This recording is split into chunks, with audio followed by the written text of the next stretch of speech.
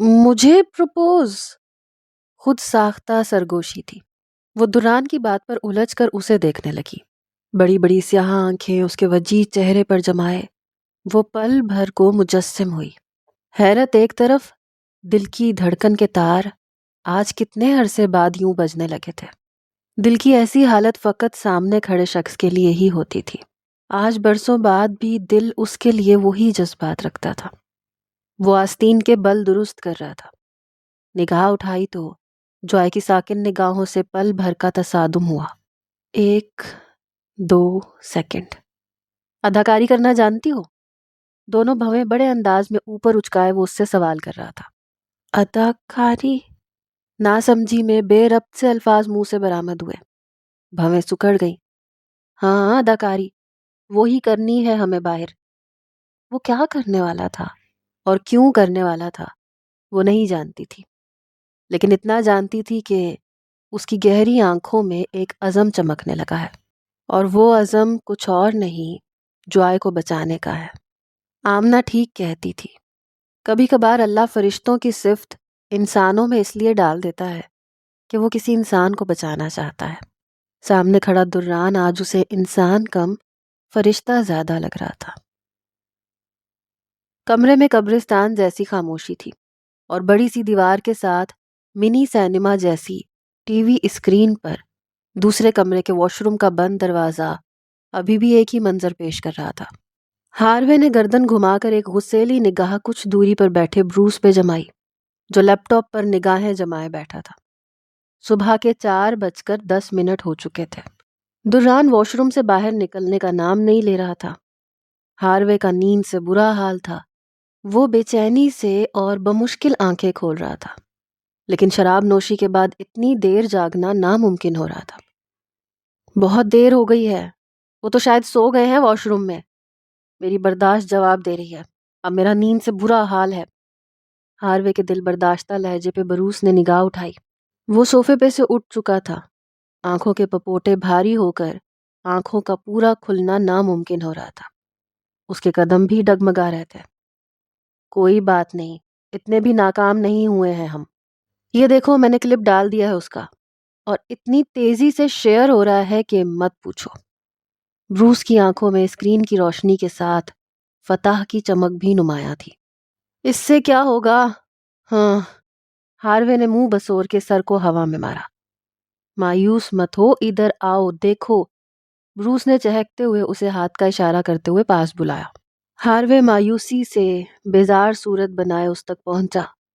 Bruce نے چمکتی آنکھوں اور استہزائیہ مسکراہٹ سمیت لیپ ٹاپ اسکرین کو اس کی طرف گھمایا۔ ہاروے نے بمشکل کھلی نگاہیں اسکرین پر جمائیں۔ دران کے ویڈیو کلپ کے نیچے تیزی سے لوگوں کے کمنٹس آ رہے تھے۔ درانگ، نو وہ ایسا نہیں کر سکتا۔ درانگ اتنا چیپ نہیں ہو سکتا۔ سارے مرد ایک جیسے ہوتے ہیں۔ یہ جھوٹ بولتا تھا سب۔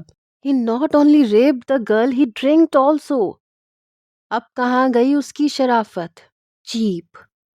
میں تو پہلے ہی کہتا تھا، جس بندے کے پاس اتنا پیسہ ہو اور وہ عیاش نہ ہو ہی نہیں سکتا۔ I hate you درانگ۔ اب کہاں گیا ان کا مذہب؟ ان کے مذہب میں تو زنا حرام ہے۔ جیسے جیسے ہاروے کی آنکھ کی پتلیوں میں لوگوں کی دران کے لیے نفرت آمیز کمنٹس گزر رہے تھے، ویسے ویسے اس کے لبوں پر فتح بھری مسکراہٹ بکھر رہی تھی۔ کام ہو گیا ہے، ہم جیت گئے ہیں۔ اب دران ہوش میں آنے کے بعد اپنی جتنی بھی صفائی دیتا پھرے، لوگ اس پر یقین نہیں کریں گے۔ بروس جوش میں اپنی جیت پر سرشاری ظاہر کر رہا تھا۔ اوکے، تو ابھی اس کا انتظار بیکار ہے، میں سونے جا رہا ہوں، تم دیکھو اس کو۔ ہاروے کی آنکھوں کے ساتھ آواز بھی بوجھل ہو رہی تھی۔ وہ اب مزید یہاں نہیں رک سکتا تھا۔ لڑکھڑاتے سے قدم اٹھاتا وہ کندھے پہ اپنا کوٹ لٹکائے کمرے کے دروازے کی طرف بڑھ گیا۔ یہ کمرہ بروس کا تھا، اسے اپنے کمرے میں جانا تھا۔ نہیں، اب جتنی جلدی ہو ہمیں یہ ثبوت مٹانے ہیں کہ ریکارڈنگ ہم کر رہے تھے۔ جتنی تیزی سے بروس نے اسے اگلے منصوبے سے آگاہ کیا تھا، اتنی ہی تیزی سے وہ اب سارے ثبوت مٹانے میں لگا تھا، جبکہ ہاروے اس کے کمرے سے جا چکا تھا۔ درانگ ولاس کے اس نیم تاریک کمرے کے دروازے پر ہونے والی عجلت بھری دستک کمرے کے سکوت میں خلل پیدا کر رہی تھی۔ اس کشادہ کمرے میں بیڈ پر موجود نفوس متواتر ہونے والی اس دستک کے باعث کسل مندی سے ہلنے لگے۔ اسفند ملک نے ہاتھ بڑھا کر اپنی طرف کے بیڈ کی سائڈ ٹیبل پہ موجود لیمپ کو جلایا۔ کمرے میں لیمپ کی زرد روشنی پھیلتے ہی اسفند ملک کی نیند سے بوجھل ہوتی آنکھوں والا چہرہ واضح ہوا۔ نفیس سیاہ نائٹ گاؤن میں ملبوس وہ آنکھوں کو بمشکل کھول رہے تھے۔ کیا ہوا ہے؟ اس وقت کون ہے؟ روبی بھاری نیند کی خماری میں ڈوبی آواز سے سوال کرتی کوہنی کے بل اوپر ہوئی۔ پیشانی پر ان گنت بل ناگواری اور تجسس کے تھے۔ اسفند ملک اپنی اینک کو بیڈ سائڈ ٹیبل سے اٹھا کے لگا چکے تھے۔ ہاتھ بڑھا کے موبائل اٹھایا، چشمے کی اوٹ سے موبائل پہ وقت جانچا۔ صبح کے 5 بج رہے تھے۔ دروازے پہ مسلسل دستک ہو رہی تھی۔ صبح کے 5 بجے زندگی میں پہلی بار درانگ ولاز میں کسی نے یوں انہیں جگانے کی جرت کی تھی، اس لیے دونوں نفوس کا یوں متعجب ہونا بنتا تھا۔ اسفند ملک بیڈ پر سے اٹھ کے دروازے کی طرف بڑھے تو برہان کی آواز واضح ہونے لگی جو دروازے کے پار سے آ رہی تھی۔ بابا دروازہ کھولے جلدی! برہان کی آواز ہے۔ اسفند ملک نے گردن کو ہلکا سا خم دیا، پریشان لہجے میں بتایا اور ایک اضطرابی نگاہ روبی پہ ڈالی۔ وہ بھی پریشانی سے نائٹ گاؤن سنبھالتی اب بیڈ سے نیچے اتر رہی تھی۔ اسفند ملک نے تیزی سے آگے بڑھ کے دروازہ کھولا۔ برہان ہونک اور پرجوش دروازے کے بالکل سامنے کھڑا تھا۔ گہرے بھورے رنگ کے نائٹ گاؤن میں ملبوس وہ دروازہ کھلتے ہی عجلت میں اندر داخل ہوا۔ خیریت؟ برہان کیا ہوا اتنی صبح؟ اسفند ملک کی پریشانی ان کے چہرے اور لہجے سے واضح تھی۔ چشمے کے پیچھے آنکھوں کی پتلیاں تجسس اور فکر مندی سے سکڑ رہی تھیں۔ یہ پوچھے کیا نہیں ہوا؟ برہان پرجوش لہجے میں کہتا ہوا اب کمرے کے وسط میں روبی کے بالکل سامنے کھڑا تھا۔ روبی اور اسفند اس کی طرف حیرت اور استفہامی نگاہوں سے دیکھ رہے تھے، جبکہ وہ اپنے موبائل کو گاؤن کی جیب سے نکالے اضطرابی کیفیت میں اس پہ انگلیاں چلا رہا تھا۔ یہ دیکھیں ذرا۔ 2 سیکنڈ کے توقف کے بعد اس نے موبائل کو اسفند ملک کی طرف بڑھایا۔ 2 سیکنڈ کے توقف کے بعد اس نے موبائل کو اسفند ملک کی طرف بڑھایا۔ وہ اسی طرح حیرت زدہ آگے ہوئے اور اس کے ہاتھ سے موبائل پکڑا۔ روبی سرت سے اپنی جگہ چھوڑے اسفند کی طرف بڑھی اور اب کندھے سے کندھا ملائے وہ دونوں پھٹی پھٹی آنکھوں سے موبائل کی اسکرین پر چلتی دران کی ویڈیو دیکھ رہے تھے، جس میں وہ کسی ہوٹل کے بیڈ روم میں میرون گاؤن میں ملبوس لڑکی کو باہوں میں اٹھائے ہوئے تھا۔ ویڈیو چل رہی تھی اور دونوں نفوس کی آنکھ کی پتلیوں میں چلتے عکس کے ساتھ ساتھ ان کی آنکھوں میں موجود کچھ دیر پہلے کی نیند کا بوجھل پن اب یکسر معدوم تھا۔ آنکھوں کا حجم حیرت سے بڑھ رہا تھا۔ ویڈیو ختم ہوتے ہی روبی نے کھلے منہ کے ساتھ حیرت زدہ چہرہ اوپر اٹھایا۔ یہ سب کیا ہے اسفی؟ یہ دران؟ یہ لڑکی کون ہے برہان؟ وہ حیرت سے پھٹی نگاہیں متواتر اسفند اور برہان کی طرف گھماتے ہوئے سوال کر رہی تھی۔ کام ڈاؤن مما، حقیقت یہ نہیں ہے ابھی۔ رکیں بابا، موبائل دیں ذرا۔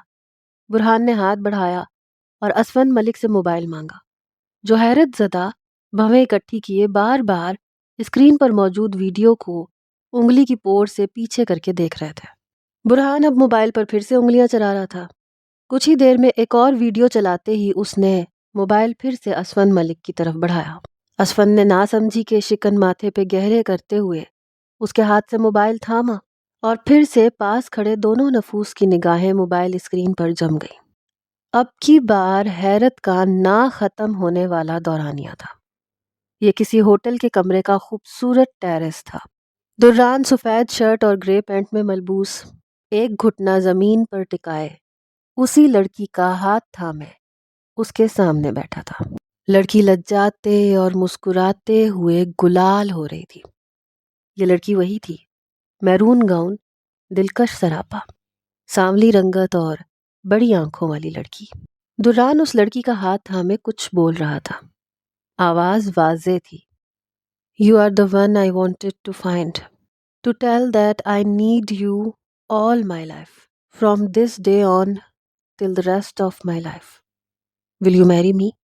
دران کے الفاظ اس کے دل کی گہرائیوں میں موجود جذبات کی عکاسی کرتے ہوئے محسوس ہو رہے تھے۔ لڑکی نے خوشی سے اپنے چہرے کو اپنے ہاتھ سے ڈھانپا۔ یہ مشرقی لجاجت کا انداز اس پہ جچ رہا تھا۔ وہ اب زور زور سے سر کو اس بات میں ہلا رہی تھی، مطلب وہ دران کا پروپوزل قبول کر چکی تھی۔ اس کے بال اونچے سے جوڑے میں مکید تھے۔ وہ بڑی پیشانی والی درمیانے قد کی لڑکی تھی۔ عام سے نقوش کوئی خاص کوئی الگ بات کھوجنے سے بھی نہیں مل رہی تھی۔ دران نے اپنی پینٹ کی جیب میں ہاتھ ڈالا اور مسکراتے ہوئے ایک عدد انگوٹھی برآمد کی۔ انگوٹھی اس کی انگشت انگلی اور انگوٹھے کی پور کے درمیان میں چمک رہی تھی، اور پھر اس نے محبت اور نرماہٹ سے وہ انگوٹھی لڑکی کی انگلی میں پہنانے کے فوراً بعد اس کے مقابل کھڑے ہوتے ہوئے اس کی پیشانی سے سر جوڑ لیا۔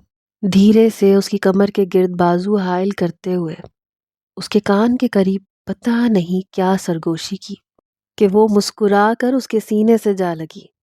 ملکجے اندھیرے کو چیرتی ہوئی روشنی پھیل رہی تھی، سورج طلوع ہو رہا تھا، اور خوبصورت ٹیرس میں ان دونوں کا سراپا بھی سورج کی ان ٹھنڈی کرنوں میں آہستہ آہستہ روشن ہو رہا تھا۔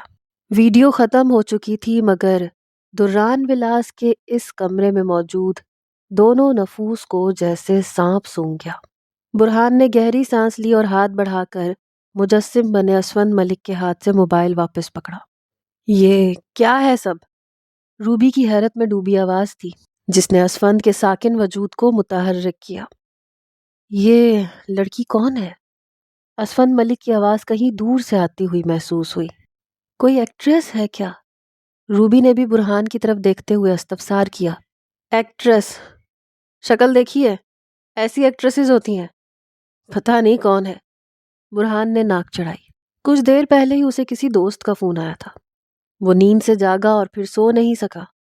دران کی یہ حرکت ہر کسی کے لیے حیران کن تھی۔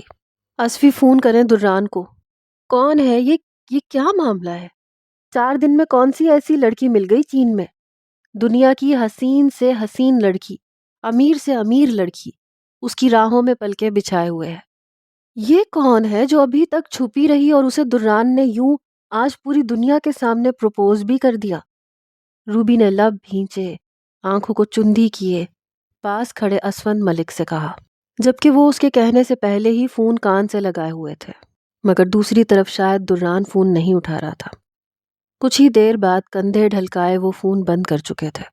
نہیں اٹھا رہا، وہ اٹھائے گا بھی نہیں، جانتا ہوں اسے۔ صبر کرو، پتہ چل ہی جائے گا کیا ہے یہ سب۔ انل کو ٹرائی کرتا رہوں گا، وہی بتائے گا سب کچھ۔ کچھ تو چکر ہے، دران اور کسی لڑکی کو یوں پروپوز کر دے۔ حیرت اس بات کی زیادہ ہے کہ لڑکی انتہا کی معمولی ہے۔ اسفند ملک کے لہجے میں بے یقینی اور تجسس تھا۔ روبی پریشانی میں لب کاٹ رہی تھی۔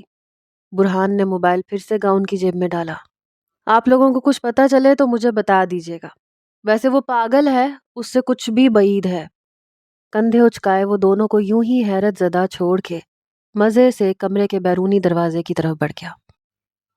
رات کے آخری پہر اور صبح کی شروعات کے اس ملاپ کے وقت چین کے شہر شنگھائی میں یخ بستہ ہوائیں سردی کی لہر کو دگنا کر رہی تھیں۔ مینگولا ہوٹل کے اس واش روم میں ان دونوں کو کھڑے ہوئے اب 1 گھنٹے سے اوپر ہو چکا تھا۔ جوائے کے پاؤں اور ٹانگیں بری طرح شل ہونے لگے تھے۔ ہیل والے جوتے میں یوں اتنی دیر سے وہ کھڑی تھی۔ آہستگی سے کمر کو پیچھے بنی شیلف سے ٹکائے اس نے نگاہ دران پہ اٹھائی۔ وہ اپنے موبائل اسکرین پر نگاہ جمائے کھڑا تھا۔ اس کے انگوٹھے کی پور متواتر اسکرین کو اوپر نیچے اچھال رہی تھی۔ اس کے لبوں پر استہزائیہ مسکراہٹ آہستہ آہستہ گہری ہو رہی تھی۔ اس بات کے بعد سے لے کر اب تک ان کے درمیان خاموشی کا راز تھا۔ وہ اسے بتا چکا تھا کہ ان دونوں کو باہر نکل کر ایک جھوٹا ناٹک کرنا ہے۔ یہ ڈرے سہمے چہرے کے ساتھ تو کچھ نہیں ہو سکتا تھا۔ دران نے اسے وقت دیا تھا کہ وہ اپنے حواس بحال کر سکے، اور خود موبائل اسکرین پر نگاہیں جما کے کھڑا ہو گیا۔ بروس کی ڈالی وہی ویڈیو 20 منٹ کے اندر اندر ہر جگہ بری طرح وائرل ہو چکی تھی۔ وہ ایک سیلیبریٹی ہونے کے ساتھ بہت سے لوگوں کی انسپیریشن بھی تھا۔ ویڈیو ایسی تھی کہ اس کے پچھلے 5 سالوں میں بنائے گئے امیج کی دھجیاں اڑا رہی تھی۔ کمنٹس میں لوگ اسے گالیاں تک دے رہے تھے۔ وہ ایک ہوٹل کے کمرے میں ایک نامحرم لڑکی کے ساتھ یوں اس حالت میں تھا، لوگوں کا نفرت کرنا بنتا تھا۔ ابھی تک لوگوں کو یہی لگ رہا تھا کہ وہ اس لڑکی کے ساتھ زنا کا مرتکب ہو چکا ہے، جو اس کی شخصیت اور اس کے بنائے ہوئے امیج کے برخلاف تھا۔ وہ مات پر شہمات دینے کا سوچ چکا تھا۔ لوگوں کے کمنٹس پر اس کے تن کر سخت ہوئے جبڑے اور کن پٹی کی رگیں کچھ لمحے کے لیے ہی واضح رہی تھیں۔ اس کے بعد تو اس کی آنکھوں کی بڑھتی چمک اور لبوں کی استہزائیہ مسکراہٹ گہری ہو گئی تھی۔ وہ درانگ صرف نام کا نہیں تھا، لوگ اسے صرف ایک فلم اسٹار کی حیثیت سے دیکھتے اور پرکھتے تھے۔ وہ نہیں جانتے تھے کہ وہ اپنی زندگی میں ہی لوگوں کے گلے کاٹنے اور سر پھاڑ دینے جیسے کارنامے کر چکا ہے۔ وہ چاہتا تو اسی وقت جا کر ان کا گریبان تھام لیتا، جوائے کو یہاں سے بھگا کے لے جاتا، پولیس اسٹیشن چھوڑ دیتا، اس کے بیان دلواتا، لیکن وہ جانتا تھا کہ یہ مافیا اتنا کمزور نہیں ہے۔ لڑکی ان کے تہخانوں تک پہنچ کر واپس آئی تھی، ایسی لڑکی کا وہ موت تک پیچھا کرتے۔ دران نے موبائل بند کیا اور نگاہ اٹھائے سامنے کھڑی جوائے کی طرف دیکھا۔ ڈری سہمی وہ سردی سے کپ کپا رہی تھی۔ سنیں، باہر جانے کا وقت ہے، اب چلے؟ تیزی سے ایک ہی سانس میں بات پوری کہنے کے بعد وہ اب رخ موڑے واش روم کا دروازہ کھول رہا تھا۔ جانتا تھا بروس اور ہاروے کی اس وقت تک بس ہو چکی ہوگی اور وہ سو چکے ہوں گے۔ اب اس کے وار کی باری تھی۔ ان کے نیند سے جاگنے سے پہلے پہلے وہ ساری گیم بدلنے والا تھا۔ وہ کمرے سے باہر آ چکے تھے۔ دران نے پیچھے مڑ کر جوائے کی طرف دیکھا، جو آہستگی سے اس کی تقلید کر رہی تھی۔ بہت دیر کھڑے رہنے کے باعث شاید اسے چلنے میں اب دشواری ہو رہی تھی۔ ہمیں ٹیرس پہ جانا ہے۔ ایک ہاتھ سے اسے ٹیرس پہ جانے کا اشارہ کرتا ہوا وہ خود دروازے کی طرف بڑھ گیا۔ بیرونی دروازے کے باہر گلدان میں کچھ دیر پہلے انل اپنی انگوٹھی رکھ گیا تھا۔ دران کو اب وہ انگوٹھی اٹھانی تھی۔ انگوٹھی اٹھانے کے بعد وہ سیدھا ٹیرس پہ آیا، جہاں جوائے ہاتھوں کی انگلیاں چٹکھاتی پریشان حال کھڑی تھی۔ دران نے ایک نگاہ اس پہ ڈالی اور پھر ٹیرس کی ریلنگ پر موبائل کو سیٹ کیا۔ کمرے کی بائیں طرف کی دیوار میں سلائیڈنگ دروازے کے ذریعے ملحقہ یہ ٹیرس کمرے سے کم خوبصورت نہیں تھا۔ ٹیرس کی ریلنگ کے ساتھ ان گنت گملے مختلف رنگوں کے پھولوں سے ڈھکے تھے۔